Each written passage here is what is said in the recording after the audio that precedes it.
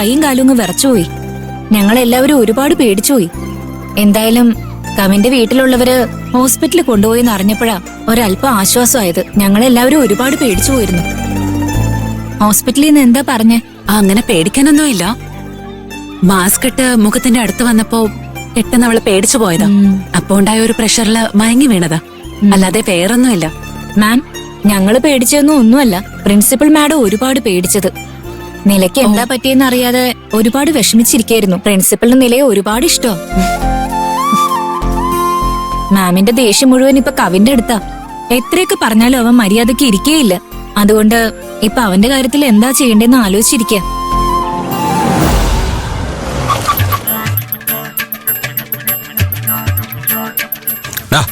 സ്കൂളെത്തി ഇറങ്ങടാ. എനിക്കിപ്പോ ഒരുപാട് ടയർഡാച്ചാ.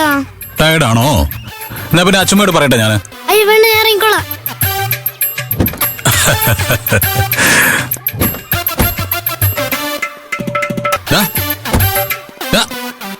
കവിനെ നിക്കടാ. പ്രിൻസിപ്പൽ ഇപ്പൊ മാമിന്റെ റൂമിൽ തന്നെ ഉണ്ടാവും. വേണമെങ്കിൽ മാം ഒന്ന് ചെന്ന് നിലയുടെ ഹെൽത്ത് കണ്ടീഷനെ പറ്റി ഒന്ന് പറഞ്ഞാ നന്നായിരിക്കും. അങ്ങനെ ചെയ്യുന്നതല്ലേ നല്ലത്. ശരി ടീച്ചർ, ഞാൻ പോയി പറഞ്ഞേക്കാം. ശരി, എന്നാ പിന്നെ കാണാം. ബൈ നില. Bye miss. നിക്കടാ അവിടെ. എന്താച്ചാ? നീ ബായും പറഞ്ഞ അങ്ങനെ അങ്ങ് പോയാലോ? മതിയോ? ഞാനേ ഇതല്ല ചോദിച്ചത്. വേറെന്താ ചോദിച്ചത്? ഇന്നേ ആ നില മോളോട് സോറി പറയണമെന്നല്ലേ നമ്മുടെ എഗ്രിമെന്റ്. നീ ഇങ്ങനെ ടാറ്റയും പറഞ്ഞു പോയാലെങ്ങനാ? അച്ഛാ, ഇതൊന്നും ജോലിയും കൂലിയും ഇല്ലാത്തവര് ചെയ്യുന്നതാ.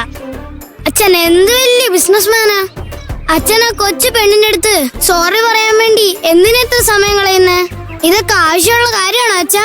അച്ഛൻ പോവാൻ നോക്ക്. അച്ഛമ്മ പറയുന്ന കാര്യമൊക്കെ കേട്ട് അച്ഛനും തുള്ളുവാ. നോൺസെൻസ്. അവിടെ നിക്കടാ അവിടെ. എടാ, നീ ചെയ്ത തെറ്റിന് സോറി പറയാന്ന് വിചാരിച്ചാ ഞാൻ. എന്നെ നീ നോൺസെൻസ് എന്ന് വിളിക്കല്ലേ? നല്ല അടി വാങ്ങും നീ. അച്ഛൻ പിന്നെ എന്തിനാ അച്ഛൻ ഇവിടെ നിൽക്കുന്നത്? ആ പെണ്ണിനോടൊന്ന് സോറി പറയാൻ പോരുതച്ചാ. എന്റെ ചക്കര കുട്ടിയോട് എല്ലാവർക്കും സ്നേഹവും കരുതലും ഒരുപാടുണ്ട്.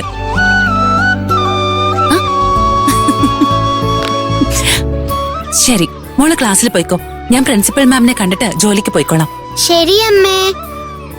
ശരി മോളെ. അത് തെറ്റല്ലടാ കവിൻ. ആ പെങ്കൊച്ചു പാവല്ലേ. നീ ചെയ്ത തെറ്റിന് നമ്മൾ സോറി പറയുക തന്നെ വേണ്ടത്, അല്ലേ? വേണ്ടച്ചാ, ഞാൻ പറയുന്നൊന്ന് കേക്ക്. നീ വാടാ ഇങ്ങോട്ട്. മോളെ മോളെ ഇപ്പൊ എങ്ങനെയുണ്ട് മോളെ? കുഴപ്പമൊന്നുമില്ലല്ലോ? ആ, ഓക്കെ ആണ് അങ്കിൾ. ഇപ്പൊ കുഴപ്പമില്ല.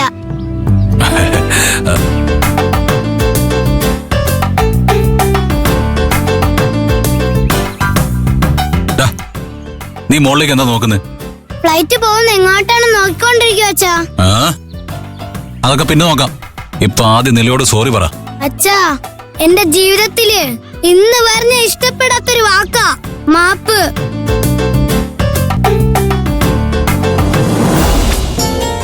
നിലയെ കൂടി കൂട്ടായിരുന്നില്ലേ? ഇല്ല മാഡം, ലേറ്റ് ആയപ്പോ ഞാൻ അവളെ ക്ലാസ്സിലേക്ക് അയച്ചു. ഉറപ്പായിട്ടും ഞാൻ ആ കവിനെ വോൺ ചെയ്യുന്നുണ്ട്. അയ്യോ, അതൊന്നും വേണ്ട മാഡം. ചെറിയ കുട്ടികളല്ലേ, ഇന്ന് പിണങ്ങുന്ന നാളെ സ്നേഹത്തിലാവും.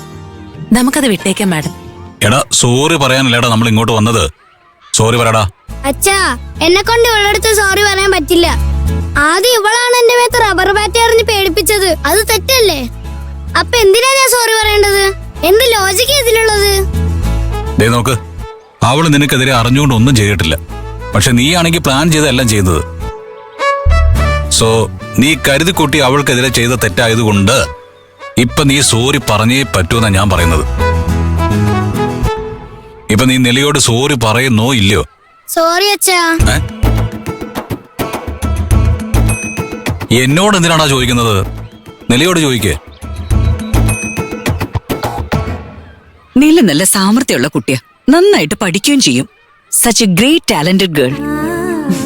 ഇന്നലെ നടന്ന സംഭവമൊക്കെ ഞാൻ മനസ്സിൽ പോലും വിചാരിച്ചതല്ല. ഞാൻ അവിടേക്ക് എത്തുന്നതിന് മുമ്പ് അവളെ ഹോസ്പിറ്റലിൽ കൊണ്ടുപോയിരുന്നു. ഹോസ്പിറ്റലിലേക്ക് വരണോന്നാ വിചാരിച്ചിരുന്നേ. അതൊന്നും സാരമില്ല മാഡം. മാം അവളുടെ കാര്യത്തിൽ ഇത്ര കെയർ എടുക്കുന്നത് എനിക്ക് ഒരുപാട് സന്തോഷമുണ്ട്. നിലയെ നല്ലൊരു കുട്ടിയായിട്ട് വളർത്തിയെടുക്കണം. അവൾക്ക് ഒരുപാട് കഴിവുകളുണ്ട്. അവളുടെ പെരുമാറ്റം